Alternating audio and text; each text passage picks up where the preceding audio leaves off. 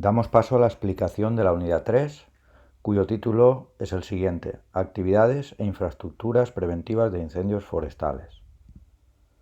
Aquí tenemos el índice, donde trataremos los siguientes apartados: tipos de actuaciones y de infraestructuras de prevención de incendios forestales. Aquí hablaremos de la silvicultura preventiva, de todas las infraestructuras de defensa que utilizaremos y de la prevención de incendios mediante la investigación de las causas. El segundo apartado hablaremos del mantenimiento de las infraestructuras. El tercer apartado de las campañas de prevención y sensibilización sobre el uso del fuego en espacios naturales y rurales. Todo el tema de documentación asociada a incendios forestales y en la normativa sobre prevención de incendios forestales, con sus respectivos subapartados. Para empezar, diremos que hay una serie de medidas preventivas de carácter general, como son las siguientes, voy a ir enumerando. No habría que tirar colillas ni objetos en combustión en el medio natural, encender el fuego en lugares acondicionados, siempre que la época esté autorizada y que no quede nada al abandonarlo. No tirar botellas ni objetos de cristal. Cuidado con las desbrozadoras, grupos de soldadura, motosierras, radiales, etc. Este punto 4 va en relación al 9, al último. Cuidado sobre todo con el uso de la motosierra y el llenado de gasolina. El quinto apartado sería evitar circular vehículos a motor en épocas de alto riesgo. El acampar en lugares indicados y con autorización. Cumplir la normativa vigente y tener permiso para quemas, sean forestales o agrícolas, y cuidado con el lanzamiento de fuegos artificiales. Y también el tema de los trabajos apícolas habría que llevar cuidado. Para el último apartado lo he comentado anteriormente. ¿Qué tipos de actuaciones y de infraestructuras de prevención de incendios laborales vamos a comentar? Vamos a hablar de tres apartados: silvicultura preventiva, cómo crear y mantener las infraestructuras preventivas de defensa, y también de la prevención de incendios mediante la investigación de las causas. En cuanto a la silvicultura preventiva, comentar que se encargan las brigadas forestales y su fin es obtener estructuras de masas con menor combustibilidad, es decir, que resistan más a la propagación del fuego. Los objetivos serían provocar discontinuidades del combustible, es decir, que no haya continuidad horizontal ni vertical, que haya una diversificación de la masa con especies más resistentes, creando masas de diferente inflamabilidad, y así evitamos superficies monoespecíficas que favorecerían el incendio. Por lo tanto, es mejor diversificar la masa. Y por último, conservar especies autóctonas y los hábitats de vida silvestre de la zona. Las acciones para alcanzar estos objetivos serían desbrozar debajo del arbolado, un pastoreo controlado, llevar a cabo una buena poda cuando corresponda y clareos y claras. Ahora hablamos cada uno de estos apartados que acabo de comentar.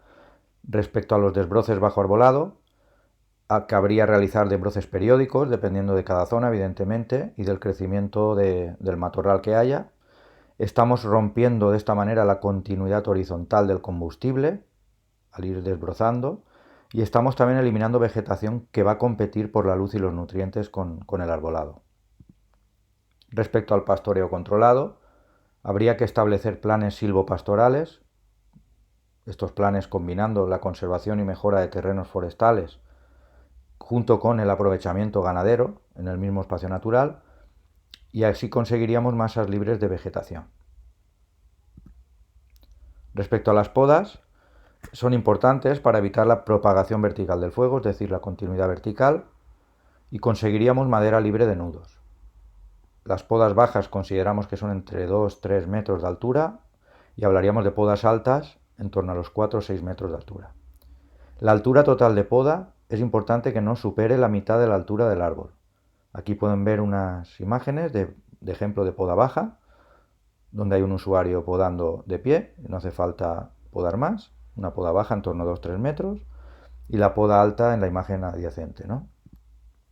Respecto a los clareos o claras, estos clareos y claras consisten en eliminar parte de los pies de la masa arbolada, habría que ir quitando árboles.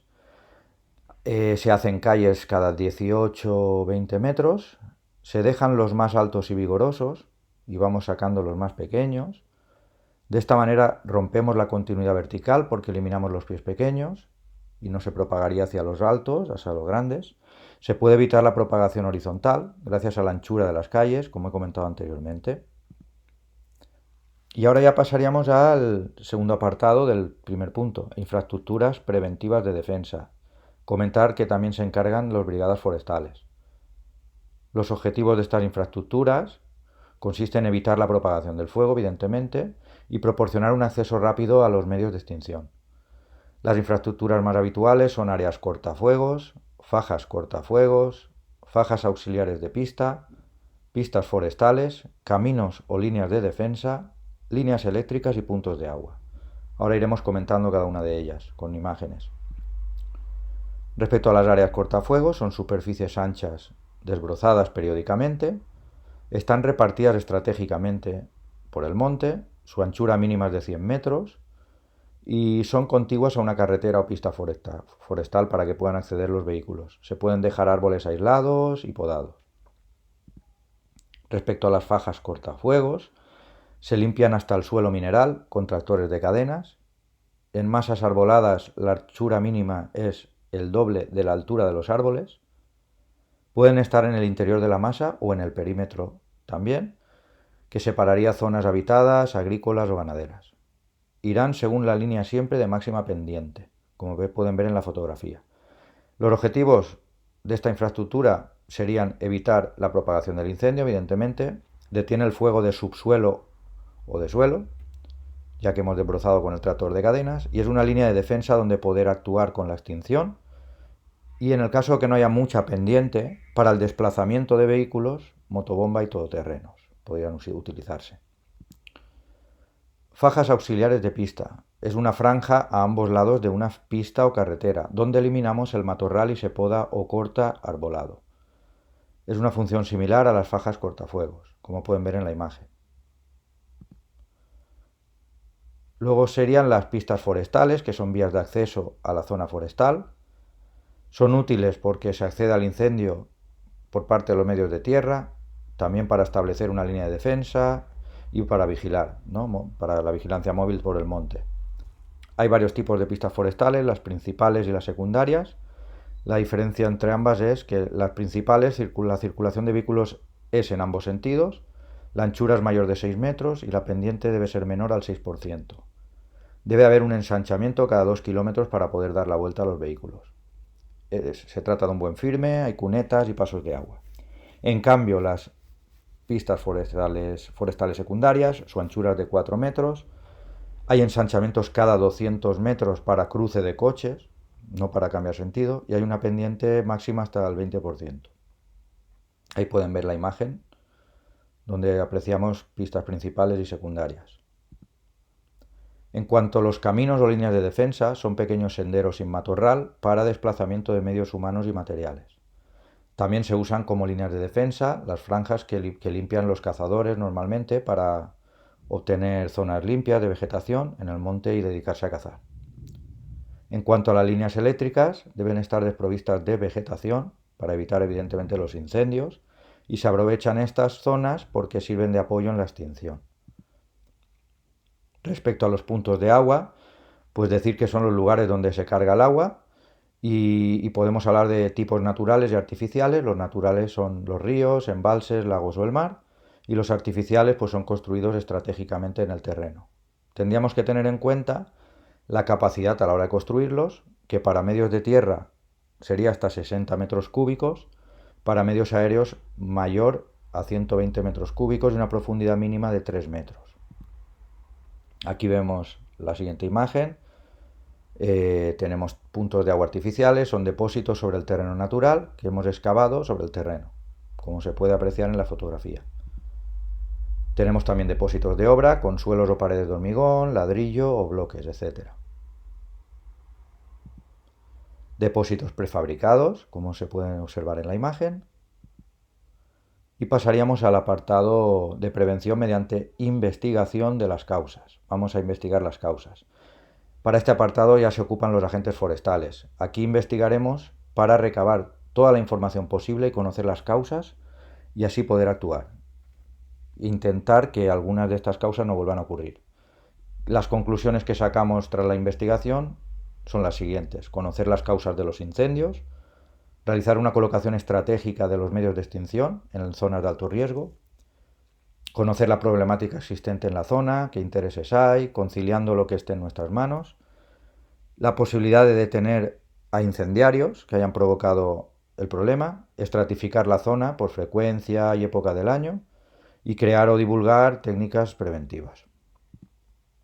Respecto al mantenimiento de todas estas infraestructuras que hemos comentado, habría que planificar dentro de un plan general de defensa y recogerlo en los planes de ordenación, donde se indican las intervenciones anuales que habría que realizar durante la vigencia del plan especial, que es de 10 años de duración y es de obligado cumplimiento. La periodicidad varía de unas zonas a otras, el clima y vegetación diferentes, etc. Como vemos, cada zona es diferente. Las áreas cortafuegos, tenemos el desbroce, por ejemplo, que es cada 2-3 años, se intercala la limpieza de las distintas áreas para no coincidir todas, y las quemas son controladas en casos puntuales. Respecto a las fajas cortafuegos, se repasan con tractor de cadena también cada 2-3 años. Respecto al firme y cunetas de pistas forestales, se repasan dependiendo de su estado, ¿no? Como se encuentre. Respecto a las fajas auxiliares, limpieza cada 2 años, en zonas húmedas es cada año. Con respecto a los puntos de agua, se repasan todos los años antes del verano, se arreglan los desperfectos, se vacían y limpian. Y ahora pasaríamos a las campañas de prevención y sensibilización y comentar a modo histórico que las primeras campañas fueron a finales de la década de los años 50 con paneles informativos. Posteriormente ya intervino la prensa, radio y televisión en la década de 1960. Hubo un mensaje preventivo en televisión en el año 1962 y ya empezaron las campañas escolares a finales de la década de 1980 para intentar lograr una sensibilización rural. En la actualidad hay muchos más medios, como representaciones teatrales de obras, campañas de prevención que organizan las administraciones públicas, organizaciones empresariales, productores forestales, etc. Se organizan, pues, por ejemplo, charlas, coloquios, conferencias, anuncios, guías, estrategias, documentos, informes dípticos, etc., material didáctico. Problemática actual es el alto arraigo de la cultura del fuego. Todavía hay mucho arraigo a la cultura del fuego. Y hay un escaso conocimiento de sus graves consecuencias. Debe ser abordado muy pronto a edades tempranas, desde niños y niñas, en asignaturas específicas.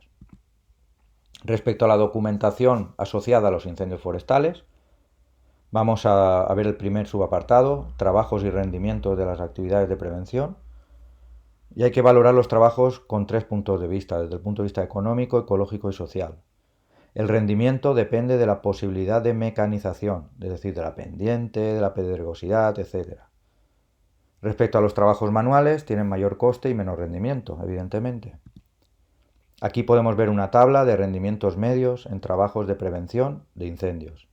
Para unas condiciones medias, aquí podríamos, por ejemplo, comentar, por poner un ejemplo, que para una poda alta de 1 hectárea, que es más o menos 5 metros, podemos ver en la tabla, a mitad de la tabla, que de forma manual serían 1,5 jornales y bajo de la tabla pone que los jornales se calculan para una cuadrilla de 5 miembros y a razón de 8 horas por jornal. Bueno, de forma mecanizada hay otros ejemplos y eso es pues un informe, más o menos una tablita de referencia para tener en cuenta los rendimientos. Ahora pasaríamos a los informes para controlar autorizaciones, concesiones y otras situaciones que puedan provocar riesgo, trámites administrativos, viabilidad legal, etc. Comentar que siempre habrá un director responsable de la ejecución del proyecto y un responsable de seguridad y salud. Este responsable de seguridad y salud emite el informe, es decir, contratos, EPIs que se van a utilizar, la maquinaria, recomendaciones y alerta de los peligros existentes en la ejecución del proyecto, elaborado por el director responsable. Es obligado pedir los informes previos necesarios a todos los organismos competentes para que autoricen todos los trabajos. Por ejemplo, en una cepa o área protegida, habría que pedir al organismo competente en conservación de la naturaleza toda esa información, ¿vale? Todos los informes que sean necesarios. En un cauce, habría que contactar con la Confederación Hidrográfica. En restos arqueológicos, al organismo de patrimonio que corresponda. En una carretera, al organismo competente en obras públicas, infraestructuras, etc., ¿no? Son varios ejemplos. Tener en cuenta la época a realizar los trabajos. También la normativa estatal no prohíbe trabajos en épocas de peligro alto. Y la normativa autonómica sí pone limitaciones y obligaciones. Todo esto hay que tenerlo en cuenta. Por ejemplo, En el caso de tractores, máquinas y vehículos de transporte, deben estar dotados de dispositivos que retengan chispas y dispositivos antillamas en los tubos de escape. También respecto a tractores, máquinas y vehículos pesados, deben ir provistos de equipamiento para extinción de incendios, según el reglamento. Se necesita también autorización para uso de otra maquinaria que produzca chispas o soldadura. Hago hincapié, como he comentado al principio de la unidad, en mucho cuidado en el uso de la motosierra y en el llenado de gasolina. Para aprobar un plan de ordenación de un monte, es necesario el informe previo y que sea favorable de todos los organismos que he comentado anteriormente. Una vez aprobado, estas actuaciones recogidas en el plan especial, no sería necesario volver a solicitar esos informes, por estar ya aprobado el plan de ordenación. Respecto a normativas sobre prevención de incendios forestales, pues como podemos comentar, aquí comentaré varias, pero todo esto está en evolución, ¿no? Cada año o cada ciertos años va cambiando, ¿no? La primera norma fue la Ley 81/1968 de 5 de junio de incendios forestales. Posteriormente salió otra ley que derogó a esta primera norma, que es la Ley 43/2003 de 21 de noviembre de montes. Y luego hay que considerar que hay tres grupos de normativas: la genérica, la de prevención de incendios forestales y la sancionadora. Respecto a la genérica, en esta normativa se define el incendio forestal, las zonas de mayor peligro, las épocas de peligro, limitaciones de uso del fuego, etc. Las zonas de mayor peligro son zonas con mayor probabilidad de incendio, según los datos históricos, y zonas de mayor valor ecológico y forestal. Cada comunidad establecerá las épocas de peligro, porque cada zona es diferente. Y tenemos épocas de peligro tres niveles: alta, media y baja. Y la época de peligro alta es al menos julio, agosto y septiembre. Luego cada comunidad va a establecer las limitaciones a la hora de usar el fuego y la anchura mínima alrededor de núcleos de población que ha de estar desprovista de vegetación. Respecto a normativa de prevención de incendios forestales, decir que existe el plan especial sobre incendios forestales y los puntos a tratar que vamos a ver en este tipo de normativa: la educación y sensibilización de la población, que es importantísimo sobre todo en edades tempranas, las infraestructuras y silvicultura preventiva, como hemos comentado anteriormente, y el uso del fuego, que a la hora de usar el fuego deberían de existir unas condiciones mínimas y obligaciones. Las voy a enumerar, como por ejemplo que es necesario tener permiso. También nos dice esta normativa qué tipos de permisos hay. Las franjas limpias alrededor de las quemas, en torno a 2-5 metros. Medios de control de quemas, pues toda esta normativa nos habla también del número mínimo de personas que han de estar presentes, que está prohibido quemar de noche, en algunas comunidades autónomas a partir de las 3 ya no se puede, no abandonar la quema hasta que el fuego esté apagado, la prohibición de quemar con viento, comunicación del día de la quema a propietarios colindantes, etc. Estos son condiciones mínimas y obligaciones. Y por último, respecto a la normativa sancionadora, pues nos habla sobre el peligro para la vida o integridad física de las personas, puede conllevar prisión en torno a 10-20 años, según el artículo 351 de la Ley Orgánica 10/1995 de 23 de noviembre del Código Penal. Esta normativa sancionadora también nos habla de infracciones, que pueden estar en torno a desde los 100 hasta el 1 millón de euros, según la Ley de Montes 43/2003. Para evitar también que se beneficien los incendiarios, existen varias normativas que regulan los siguientes aspectos, como la necesidad de autorizaciones, prohibición de actividades incompatibles, limitaciones en el cambio de uso forestal, prohibir cazar en terrenos quemados, prohibir pastoreo en terrenos quemados también, obligación de reinvertir en el monte el 100% de los ingresos por venta de la madera que se haya quemado, creación de un registro público de terrenos incendiados, acordar limitaciones o supresión de ciertos usos que se daban antes de quemar la zona, etcétera, etcétera. Todo esto está englobado en este tipo de normativa sancionadora. Y hasta aquí la explicación de la unidad 3. Como siempre, para cualquier duda nos vemos en la próxima clase. Un saludo.